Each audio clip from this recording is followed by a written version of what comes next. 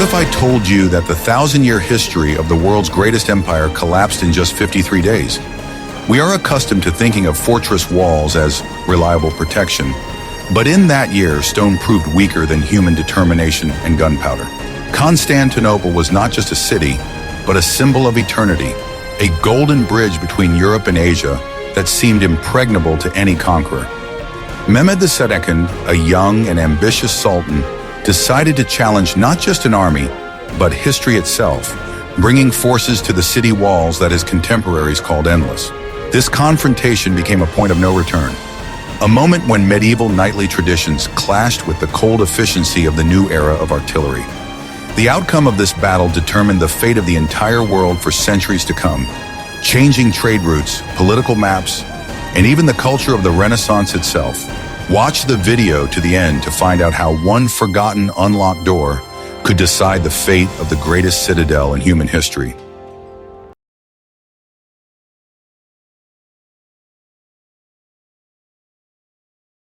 Are you ready to learn the truth about how technology defeated stone? The story of the fall of Constantinople began not on the battlefield, but amid calculations, fire, and metal. In the 15th century, the Ottoman Empire had already realized that the outcome of wars was determined not only by faith in troop numbers, but also by engineering.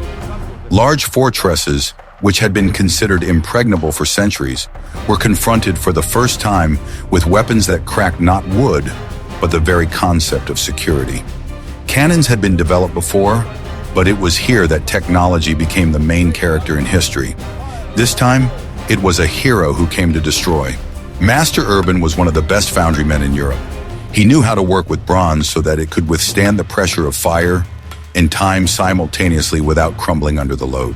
The Hungarian was famous for his engineering audacity and said simply, "If the metal is cast correctly, the wall will give way sooner or later."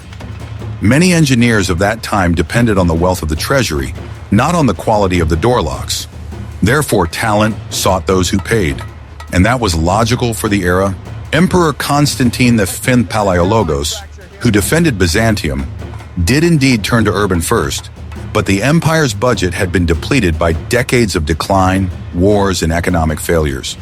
The treasury could pay people, but it could not provide the bronze and months of drying time that Urban required. The emperor hoped for symbols, but metal was more expensive than symbols. That is why Urban did not stay with Byzantium. The House of Resources decided the outcome, as in any architecture of the past. Urban was not a cynical man. He was a pragmatist, shaped by his era. For him, the door to negotiations always determined areas of income, not areas of lamentation.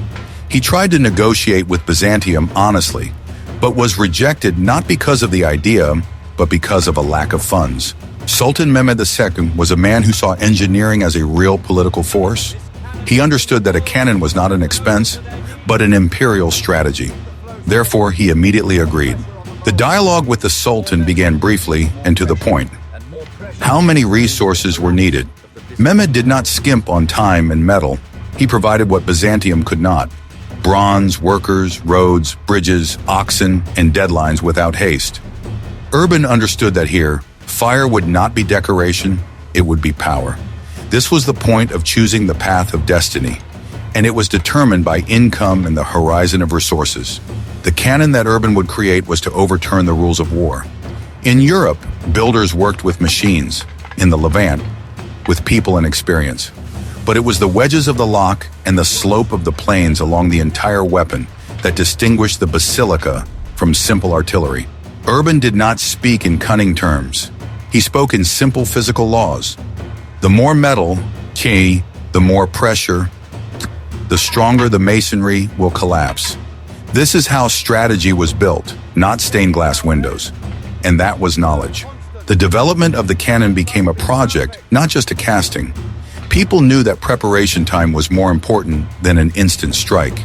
Armor could have decorations, walls could have liturgy, but the fire of a cannon had to be predictable. The basilica had to not only sound good, but also break masonry without breaking itself. And for this, the master was given both bronze and deadlines. It took about 3 months to create the basilica. An entire foundry area was built in Adrianople, where the metal was heated in huge furnaces, checking the composition and homogeneity of the bronze over and over again. The smelters mixed the alloy by hand to ensure that there were no defects inside that could split the barrel with the first powerful shot. The material had to be dense but malleable when cooled so that it would not crack prematurely. It was a process of fundamental precision without a ruler, but with understanding and skill. There should be no voids inside the barrel. On the frontier, this was a saving grace, but here it was a punishment. The triple question of metal control was like a test of spirit before bedtime in the alcoves of Europe at that time. The cannon became a single shell of the master's engineering sense, with no right to crack, because a crack would kill its own, not strangers. The dimensions of the basilica were impressive. The barrel was about 8 meters long, and the muzzle diameter was almost 75 centimeters. The cannonballs were made of stone because casting metal ones of such weight was too difficult, expensive, and impractical for a siege campaign. The cannon did not fire shot, but a giant monolith of energy. Even a single cannonball flying at the wall affected the morale of the troops in the city. Later, engineers confirmed that such length and mass created pressure many times greater than the European army could have imagined. At that time, it was the Hungarians' experience in working with metal, not orders, that made this possible. The design was unwieldy, but incredibly destructive and predictable for the Ottomans.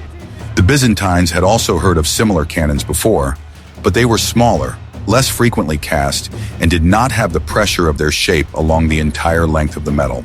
Now it became a turning point. Later, European diaries wrote that the basilica's shot changed the internal rhythm of the battle with the very geometry of its insatiable load. And this is the truth of the era. Transporting the cannon really became a separate engineering epic. For this purpose, special carts were built from thick beams that prevented the barrel from warping under the load of movement. Blacksmiths reinforced the wheels with metal at the edges so that the weight would not crush the wood and cause sudden shifts. Workers accompanied the cart as terrain engineers who understood that the road had to be a foundation, a temporary layered wall, and not a quarter for the wind. The cannon had to arrive alive, because metal is not the enemy. The enemy is movement without drying. 60 oxen were used for transportation, pulling the barrel in turn so as not to exhaust the animals prematurely. The pioneers adjusted the route to the hills of air, but the air was not adjusted. The oxen could fall, people could cry, the crosses of the expeditions could break, but the cart had to arrive. The masonry will survive the winter, but the cannon will not survive the cannonball if the foundation of the wind is exposed in the groove of the wagon. And repairs. Repairs to roads and bridges were indeed continuous during the journey. People manually reinforced the path with stone, wood, and earth so that the wagon would not overturn. If it overturned, the barrel would crack, and the mission of fire would crack. It was not just a campaign, it was a march of engineering will. And it was not going to break a corner, but the entire city. Next to the wagon walked teams of workers repairing the terrain. They leveled the path, dried the ground, and removed roots and stones so that the barrel would not crack. It was an engineering project, living not in a cycle of candy, but in the logic of load balancing. The people walked slowly but surely, and that saved their metal. When the cannon was first deployed before the walls of Constantinople in 1453, the sound truly shook people for miles around. First, the cannonball broke through, then the noise of the thunderstorm paralyzed the psyche. The barrel was tested with fire and extinguished with oil. The scrolls of Europe could tear, the logs could fall, but the cannon sounded and broke. And that settled the dispute between empires. The defenders of the city were not afraid of the sight of the cannon. They were afraid of the sound that was impossible to ignore. People did not know the thermos of chemistry, but they knew the thermos of metal on the sites. And it came to burn the ideology of the walls. Stone fell under metal, metal held on by simple knowledge of the goal. And that's the truth. Reloading the cannon did indeed take several hours, sometimes more than half a day, because its weight and size required manual labor and a leisurely pace. The barrel would heat up, and it was cooled with olive oil, water, and damp cloths so that the bronze would last longer and not crack from the temperature difference. This overheating did not break the Ottomans' cannons because the metal was cast correctly, and the load-balancing foundation on the roads prevented the structure from cracking. If the cooling was done incorrectly, Urban could lose the barrel even faster. Therefore, the procedure was repeated with ritual precision. This was also later confirmed by science. The walls of Constantinople crumbled under the cannonball as quickly as air flows down the wrong grooves of a house. The Paleolithic capsule house would not save them from the fire without water and drying. People knew this, but they could not remove the city's armor like a helmet. The cannon became a target and a curse and a force. For the Ottomans, this technological victory meant not only the destruction of walls, but also the destruction of the old identical belief that security comes from symbols, not from metal and the relief of the terrain. For them, the cannon was proof of a new logic. Stone can be defeated if engineering does not break the mold. The walls of Europe could have stood for more than 100 years if the joints were correct. The mortar was dried, the livestock was cared for, and water was carried, but the cannon came to break them, not with cold, but with fire. The meaning of symbols was replaced by the meaning of technology and the will of the people. I am very interested to know what you think. Write in the comments. Are you ready to live in a house like this? And this is the last question, my center of the era of diagnosing your decision.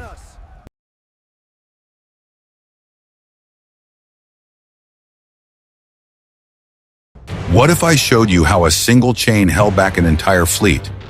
Constantinople was a unique city surrounded by water on three sides, which made its fleet a crucial part of its defense.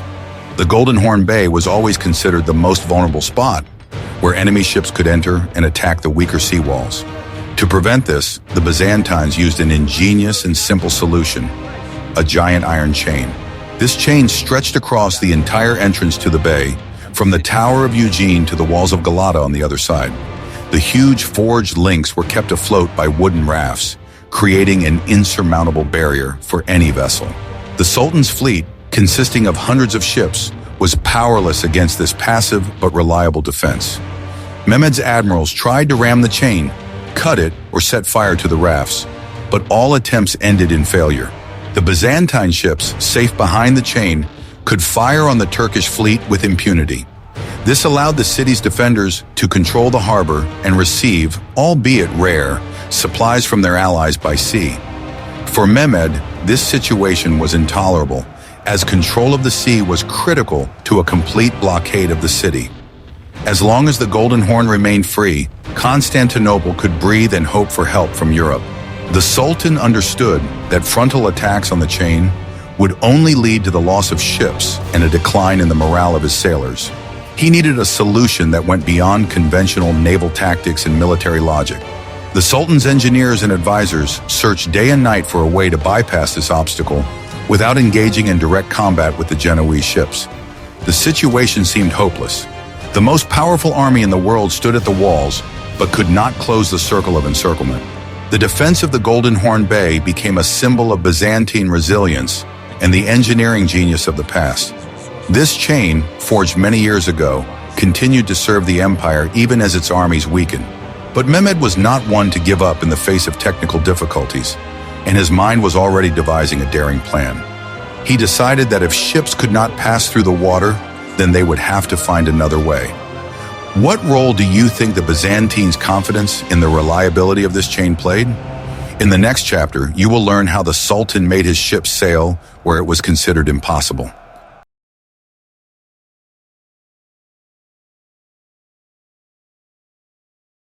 Something you have never seen before happened one spring night. The night of 3D1, as history tells us, was a time when fate could be decided not by swords, but by people's ideas and the choice of terrain. But now we are talking about another spring, 1453. This time, the fate of chains, water, and stone was decided by the movement of ships on land. And at that moment, the world realized for the first time that engineering could rewrite history overnight if it was supported by the power of people, metal, and the science of craftsmanship. Sultan Mehmed II came up with a plan that truly bordered on madness and genius at the same time. The Golden Horn, a bay with powerful and successful chain defenses, could not be taken by the Ottomans with a direct attack by the fleet. But Mehmed saw the chain not as the end of the road, but as a task to be circumvented. He put it simply, if the entrance is blocked, then you need to change direction, just as a house changes the orientation of its windows to face the sun. This approach was bold, but deliberate and calculated down to the rhythm of the night operation. And it was logical. If the chain prevented ships from entering the bay, then the ships had to bypass the chain by land. This decision sounded crazy even to Ottoman engineers at first, but the Sultan saw a prospect where others saw a break in the connection between sea and land. He expected the shock effect to be more powerful than the effect of the first artillery shots on the stone. This logic became the source of a revolutionary breakthrough in siege warfare. And this breakthrough happened. Mehmed ordered part of the fleet to be dragged over Galata Hill, bypassing the Genoese colony. In real history, the Genoese remained neutral and did not engage in direct combat with the Ottomans. But the hill itself became the location for a new engineering road that had never been there before.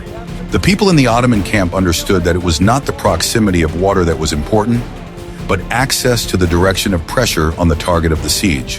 The march route had to survive the night without cracks, the carts without skewing, and the people without panic. And they worked. Thousands of people were involved in the implementation of the plan because one master alone could not move the city's defensive core. First, they counted the workers, then the oxen, then the density of the decking, then the pressure of the ship's weight. Mehmed knew that the house of war is always determined by the foundation of preparation, not the start of the shot. Therefore, preparation must be calm and consistent, and it was a conscious calculation not to lose the mettle of the fleet before the battle. The workers began to level the terrain, as if rebuilding the path for the internal lock of the ship and its weight. On the frontier, they could have cut W-groove corners for warmth, but here they cut trees for the movement of ships. The turf was removed by hand, not by human breath, but by the breath of sails and brute muscle power.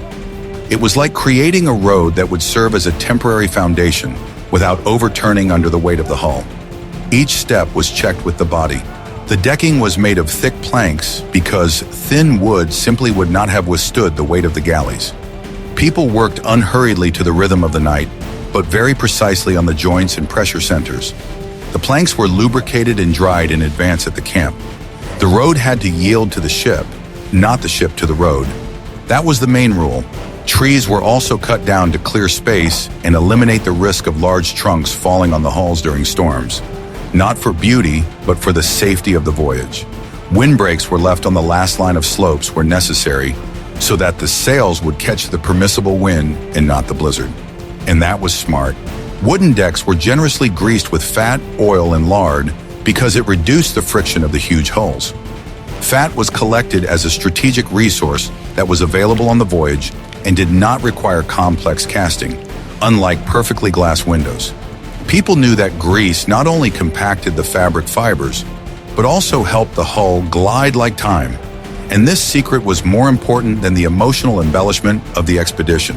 While the camp collected fat, it also gathered support for the idea of the operation, because without meaning, people would panic.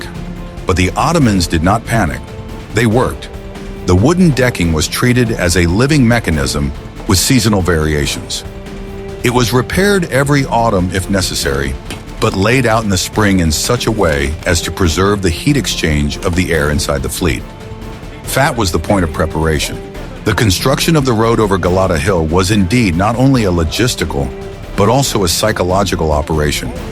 It was not about a single volley, but about the rhythms of preparation that had been honed over generations of experience in the Ottoman army's crafts. People knew that breaking the resistance of the spirit was possible not only with a sword, but also with the element of surprise. And this became their gift. The ships were pulled ashore using a system of blocks and ropes assembled by the best craftsmen in the camp and the soldiers themselves. Brute force was needed to ensure that the hull not only moved forward, but also did not crack under the inclined pressure of the deck. The raised sails really caught the wind from the hill, helping to propel the ships forward. This created a scene that chroniclers later described as the miracle of ships moving on land. But the miracle was in knowledge and organization and willpower. In one night, the Ottoman fleet did indeed bypass the chain and descend to the Golden Horn. This was confirmed by both Turkish and Byzantine chroniclers of the era. About 70 ships were successfully transported overland across the hill, a figure that is real and confirmed in documents.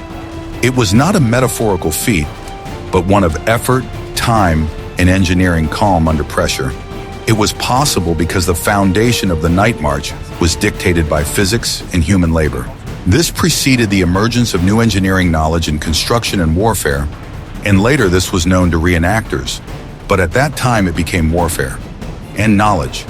Like this, if you are impressed by this incredible engineering audacity of the Middle Ages.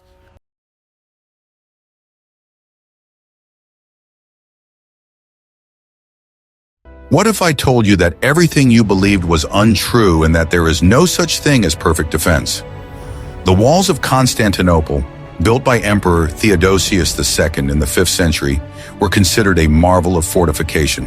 It was not just a wall, but a complex system of fortifications consisting of 3 lines of defense, moats, and towers. For 1,000 years, the armies of the Persians, Arabs, Bulgarians, and Rus were defeated by them. The first obstacle for the enemy was a wide and deep moat, which could be filled with water if necessary. Behind the moat was a parapet, from which the defenders could fire the first shots at the attackers. Further on stood an outer wall about 8 meters high, reinforced with powerful towers.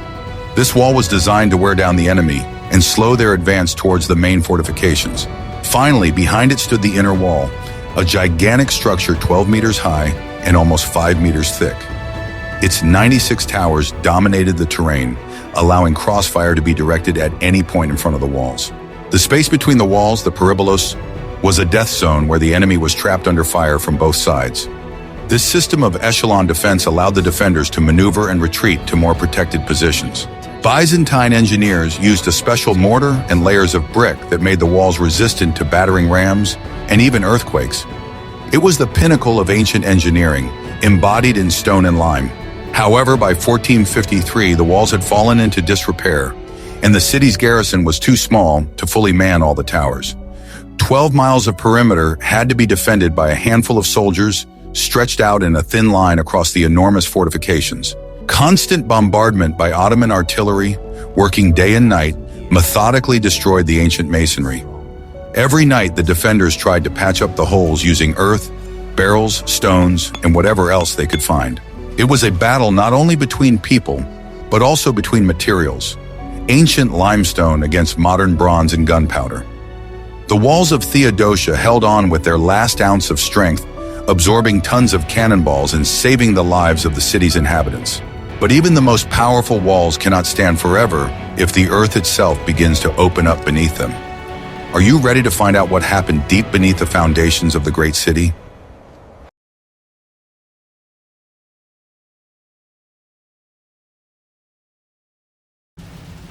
The siege of Constantinople was fought not only on land and water, but also deep underground. Mehmed II recruited experienced Serbian miners from Novo Brdo, masters of their craft, to wage a war of mines. Their task was to dig tunnels under the city walls, lay explosives, or simply collapse the foundations of the towers. The Byzantines, led by the Scotsman Johannes Grant, organized an effective countermining campaign.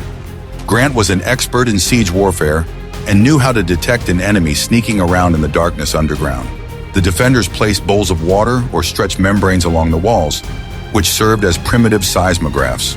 The slightest vibration of the water indicated that somewhere below, the enemy was digging a tunnel.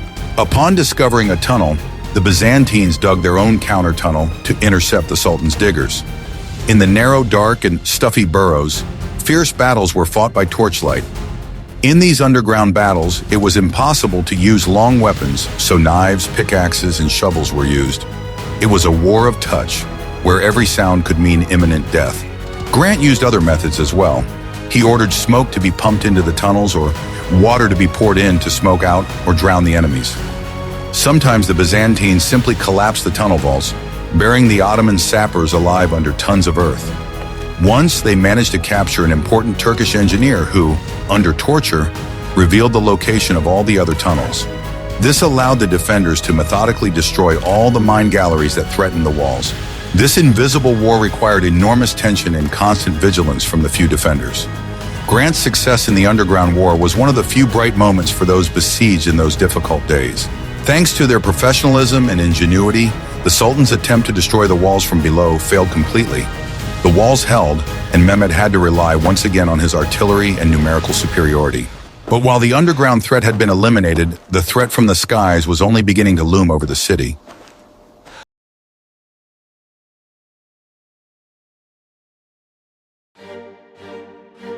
The hidden truth that everyone kept quiet about was that the city had surrendered psychologically before it had surrendered physically.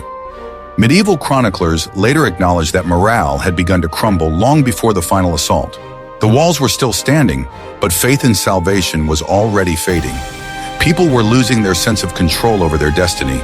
The siege was breaking not only the bodies, but also the minds of the defenders. Medieval people lived in a world full of symbols and signs, and for them, natural phenomena were direct messages from God. The Byzantines did not just notice the signs, they sought answers in them. This applied to both the nobility and the common townspeople. In those centuries, the line between fact and divine providence was blurred. If something unusual happened, people immediately attributed it to the heavens. For them, the siege was a test of faith, not just a military operation. As the siege dragged on, the defenders' spirits were undermined not only by cannons, but also by a series of ominous omens. Sultan Mehmed II's large bombards thundered during the day, but fear thundered at night. The soldiers heard the cannon fire inside themselves, not just outside. Each new day dragged on endlessly. The soldiers waited not so much for battle as for a sign. Whether victory was even possible. Gunpowder and metal pounded the walls and omens pounded on people's nerves. Ancient prophecies said that the city would fall when the moon gave the sign. These prophecies were passed down by monks and city storytellers. They weren't in official documents, but for some reason, people believed them more than the strategists. Whispers about the moon were repeated in markets, barracks, and temples. No one could say for sure who first uttered the words of the prophecy, but the idea itself lived in people's minds like a seed of fear. And the longer the siege lasted, the stronger that seed grew.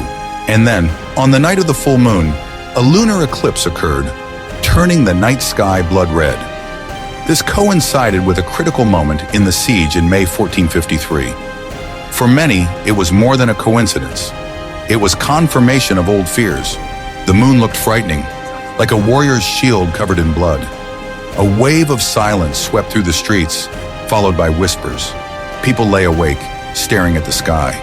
They interpreted it as a warning, not astronomy. For the superstitious inhabitants of Constantinople, it was an unambiguous sign that God had turned away from them. The idea of a blood moon seemed like a death sentence. It was an era when eclipses were often perceived as a warning, a sign of wrath. It seemed to them that the heavens were saying, time is up. Many then remembered everything they had ever heard about the fate of the city. This fear was not rational, but it was more powerful than logic. The will to resist weakened noticeably. Panic and despondency began to spread through the streets faster than the plague. This time, it was not disease that was fast, but rumors and fear.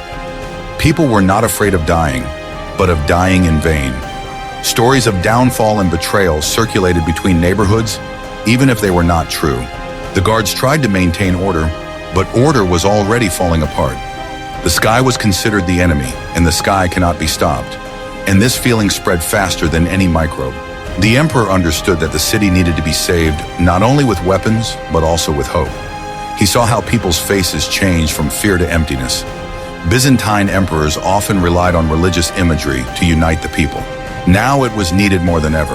But the task was almost impossible. Thousands of people had to be made to believe in miracles again. And the miracle was needed urgently, not tomorrow. In an attempt to lift the spirits of the people, the emperor ordered the most revered icon of the Virgin Mary to be carried through the city. This icon was considered the patron saint of the city and had inspired people and troops for centuries. It was carried along the main streets to the temples and back. The procession was a last-ditch attempt to show that we are protected. People looked at the icon as they would look at the last beacon before a storm. It was not a parade, it was a prayer on the move. But during the procession, the icon suddenly slipped from the hands of the bearers and fell into the mud. This episode is described in several sources as an event that shocked people. For them, it did not look like a mistake, but a rejection from heaven. Icons were often considered almost living symbols that decided who they were with. The fall into the mud was taken literally. No one thought it was an accident. People thought about the meaning. When they tried to lift it, it seemed incredibly heavy to people, as if the Virgin Mary herself refused to protect the city. This feeling of heaviness was later explained by shock and fatigue, but at that moment it was explained by mysticism. The soldiers and townspeople were exhausted, both mentally and physically. The mud, rain, lack of sleep, and panic intensified their perception of the moment. The heaviness became a metaphor that was understood as a literal sign. People's hearts fell along with the icon. This was followed by a terrible thunderstorm with hail, unusual for this time of year. This reinforced the feeling that the elements were against the defenders. The capital was accustomed to its seasonal weather, but not to winter and summer. Hail pounded on the roofs and on people's spirits. The rumbling could be heard throughout the city. It reminded people of cannon fire. Only now it was coming from the sky. It seemed as if the sky had also begun bombing. Streams of water flooded the streets, extinguishing torches and disrupting the procession, which had to be interrupted. The downpour disrupted both the ritual and the plans. Water became a symbol of chaos that no one could control. The torches that illuminated hope simply went out. The Byzantines loved solemnity, but solemnity was drowned out. The procession did not end with words, it ended with silence. And the silence was louder than 1,000 words. The next morning, the city was enveloped in a thick, unnatural fog that hid the dome of Hagia Sophia. It was another blow to the symbols. Fog was a common occurrence, but what seemed unusual was the timing and power of the image. Hagia Sophia was the spiritual heart of Byzantium. Its dome was visible from almost everywhere in clear weather, and now it was gone, and its disappearance was perceived as the disappearance of hope. For the Byzantines, this meant that the Holy Spirit was leaving the great cathedral and abandoning the city to be torn apart by its enemies. They did not see this departure, but they felt it in images. In their culture, symbols were a language, and the fog said more than the generals. The cathedral stood, but it was hidden. Hidden meant abandoned. Such was the language of the era, and people heard this language clearly. At night, the defenders saw strange lights above the Turkish camp and on the dome of the cathedral, the nature of which remained unclear. Now historians say that it could have been the reflection of bonfires, the glow of the siege camp, or atmospheric refraction of light. But then they sought explanations not in physics, but in higher powers. Some saw the Sultan's allies, others saw harbingers of the end. The lights did not hurt, but they frightened, and fear held the spear tighter than logic. Do you think the defenders could have held out if they had not believed in these predictions? Or was the outcome mathematically predetermined?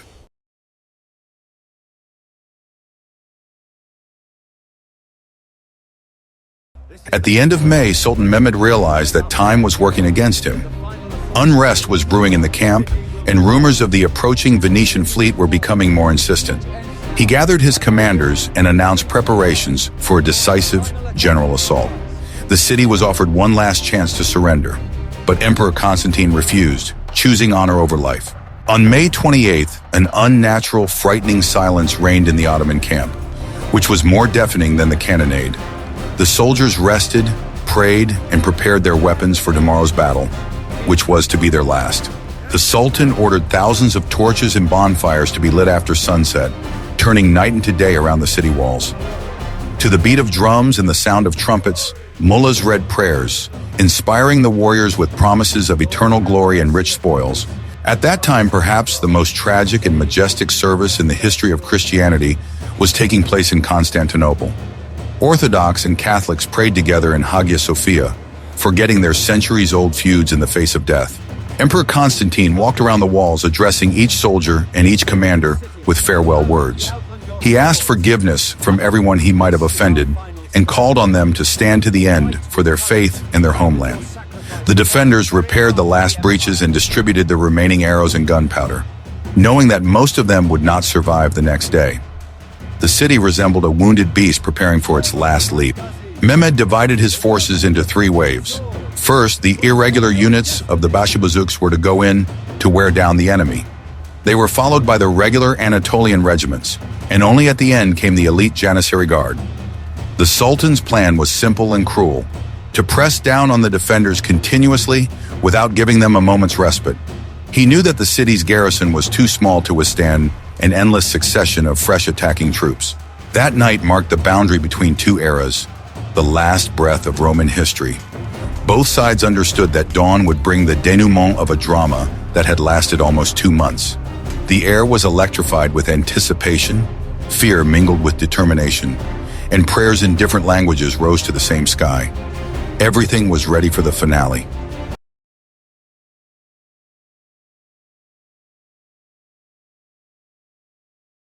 The assault began at dawn, wave after wave rolling against the battered walls. But the defenders held out with incredible courage. The Beshibazuks and Anatolian regiments retreated with heavy losses, unable to overcome the resistance of the garrison. It seemed that a miracle was possible and the city would hold out for another day. The key figure in the defense was the Genoese condottiere Giovanni Giustiniani Longo, who commanded the defense of the most difficult section at the gates of St. Roman. His charisma, experience, and personal bravery inspired the soldiers to fight to the death. Giustiniani was omnipresent, personally directing the repair of breaches and counterattacks, being the soul of the defense. As long as he was in the ranks, the defenders believed in the possibility of victory and acted as a single, coordinated mechanism. But fate decreed otherwise. A stray bullet or shrapnel pierced Giustiniani's armor, seriously wounding him. The commander, bleeding profusely and in excruciating pain, had to be carried off the battlefield. The sight of their leader being carried away had the effect of a bomb going off among the defenders. Panic began to spread among the Genoese mercenaries, who formed the backbone of the defense in this sector. Emperor Constantine begged Giustiniani to stay, realizing that his departure could be fatal to morale. But the wound was too serious, and the condottiere was carried away to the ship, leaving a gap not only in the ranks, but also in the hearts of the soldiers. The Ottoman commanders, noticing the confusion on the walls, intensified their attack, throwing fresh Janissary forces into the battle. The Sultan personally led his guard to the walls, sensing that a turning point in the battle had come. Without Giustiniani's firm hand, the defense began to crumble and coordination broke down. The soldiers, deprived of their idol, began to retreat, abandoning positions they had held for weeks. This was a case where the role of personality in history was manifested most vividly and tragically. One man's wound outweighed the efforts of thousands and decided the fate of an empire. Giustiniani died of his wounds a few days later, but with him that morning, a great city also died. The way was practically open for the Janissaries.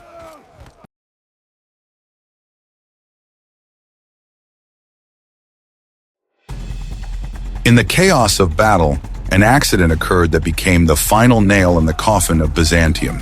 A small gate in the wall, called the Kerkaporta, which was used for night raids, was left unlocked or poorly guarded. Some historians consider this an act of treason, others a tragic oversight by weary defenders. A group of Ottoman soldiers accidentally discovered this passage and entered the perimeter unhindered. They climbed the tower and hoisted the Ottoman flag there, which was seen by the combatants on both sides. For the defenders, the sight of the enemy flag on their own tower was a sign of complete defeat. The cry, "The city is taken," spread through the ranks, completely demoralizing those who were still resisting. Taking advantage of the panic, the Janissaries broke through the defenses at the gates of St. Roman and poured into the city. The defenders' formation broke down into separate pockets of resistance, which could no longer stop the avalanche. Emperor Constantine, realizing that all was lost, tore off his imperial regalia so as not to be taken alive.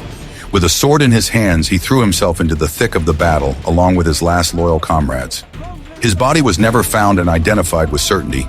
He disappeared into history along with his empire. The last Roman emperor died as a simple soldier, defending his home until his last breath. The defense collapsed, and the streets of Constantinople were filled with foreign soldiers. Resistance continued only in isolated neighborhoods and towers, but the outcome was already a foregone conclusion. The great gates were opened, and the 1,000-year history of Byzantium ended in an instant because of one forgotten door. There are no trifles in war, and Kerkaporta became eternal proof of this. The city that had preserved the knowledge of antiquity for centuries now lay at the feet of the conqueror. The Middle Ages ended to the sound of the victor's trumpets. Thus, chance and heroism, betrayal and loyalty intertwined in the final chord of a great tragedy.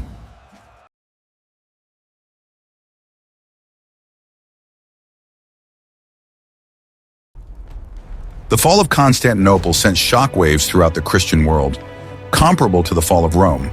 The blow was not only political, but also emotional, because the city was considered the spiritual pillar of Eastern Christianity. In Europe, it had long been believed that ancient Byzantium, which preserved the faith and traditions, was protected by history itself. Therefore, the news of the defeat sounded like the collapse of the familiar world order. It quickly reached royal courts and monasteries and was discussed with alarm and incomprehension. It was a moment when faith in the stability of the past collided sharply with a new reality. The Second Rome had fallen, and now the Ottoman Empire was becoming the dominant power in the region for centuries. The Ottomans gained control of the straits, which were key to trade and military strategy. Their army was considered one of the most modern and disciplined. After their victory, their influence spread to the Balkans, Asia Minor, and further to the Middle East. European powers were forced to reckon with this force and rebuild their alliances and plans. The fall cemented the Ottomans' status as world-class players, but this event also had unexpected consequences that changed the course of world history. At the time of the assault, no one thought that defeat would be an impetus for new ideas and the spread of knowledge. Some of the historical shifts occurred as a chain reaction rather than according to a pre-planned scenario. Sometimes the collapse of a center of power creates new centers of attraction, and that is exactly what happened here. History seemed to open a new door when the old one slammed shut. The world did not enter a new era immediately, but it did so confidently and irrevocably. Many Byzantine scholars, artists, and philosophers fled the captured city to Europe, especially Italy. They left the city by sea via Galata, sometimes with minimal luggage, but with the most valuable things, their memories and skills.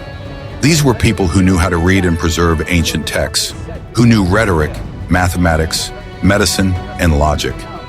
Their chain of migration resembled sparks flying from a bonfire in a strong wind, fast, chaotic, but fateful. And Europe became the place where these sparks fell on fertile ground.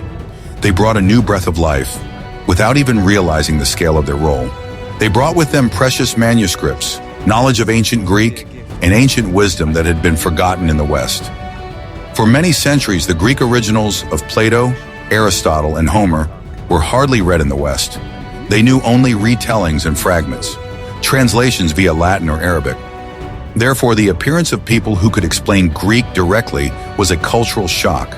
For Europeans, it was like regaining a long-lost key to the library of the past. And along with the key, the books themselves returned. This influx of intellectuals gave a powerful boost to the development of humanism and became one of the catalysts of the Renaissance. Italy already had merchants and patrons of the arts who were ready to support new schools of thought, but it was the Byzantines who intensified interest in humanity, logic, and education. Their knowledge gave rise to new academies, translation circles, and artist workshops. It was a meeting of Europe's readiness and Byzantium's legacy, and that meeting marked the beginning of a rise. The fall of one civilization paradoxically helped another to flourish. Sometimes it is tragedy that brings scattered knowledge together in one place and accelerates development. Europe did not plan to accept the legacy of the East in this way, but fate decreed otherwise, making crisis a mechanism for the transmission of culture. Byzantium lost its independence, but not its meaning. It continued to live in a foreign heyday, no longer having a throne, but still having a voice. The closure of trade routes to the east forced Europeans to seek new routes to India and China. Ottoman control did not completely prohibit trade, but it made it difficult and expensive. Merchants had to wait longer, pay more, and take more risks. This disrupted the old supply chains for spices, silk, and precious stones. Europe suddenly felt that the East had become closer as a dream, but farther away as a journey. It was this distance that drove the search. Europeans not only sought new routes, but also learned to build better ships than before. They improved maps, invested money in navigation, and sought people willing to sail beyond the horizon. Trade became a maritime science, not just an exchange of goods. It was a new way of thinking, born of necessity, not luxury, and the sea became an opportunity when land became a barrier. It was this desire that ultimately led Columbus to discover America, just 40 years after the fall of the city. People at that time were not looking for a new continent, but a short route to the riches of Asia. Columbus was wrong in his calculations. But he was right in his determination to see it through to the end. And this determination was the spirit of a new Europe, which had grown up against the backdrop of closed eastern roads. The route to India became the route to the future, and the future was found where it was not expected. Mehmed II, now known as the Conqueror, made Constantinople his new capital, renaming it Istanbul. This was not the destruction of the old city, but the appropriation of its grandeur and role. He understood that the power of a capital lies in its history, location, and symbols. Therefore, he did not want to erase the city. He wanted to become its continuation, and in a sense, he succeeded. A new chapter began, but the previous pages were not burned. He began a grand reconstruction of the city, turning it into the center of the Islamic world, but preserving many Christian shrines. He invited craftsmen, architects, and artisans from all corners of his empire. Temples and palaces stood side by side with new baths, madrasas, markets, and mosques.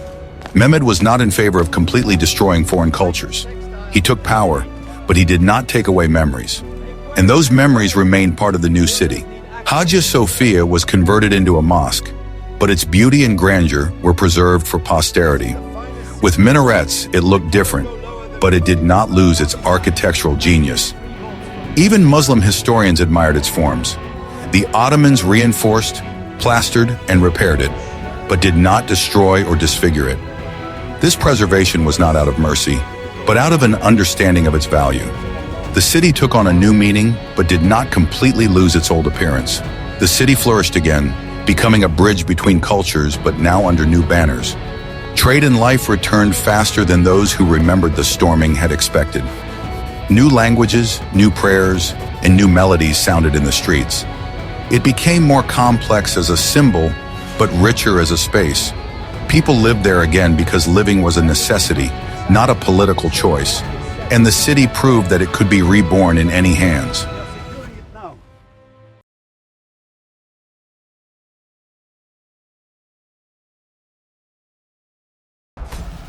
The story of the fall of Constantinople is a reminder of the fragility of civilization and the unpredictability of fate. We have seen how technology, ingenuity, and the human factor can change the course of history. Do you think Europe could have saved Constantinople if it had united? Or was Byzantium's time objectively up? Write in the comments what other great siege or battle you would like to see discussed in our next videos. Be sure to subscribe to the channel so you don't miss out on new journeys into the past.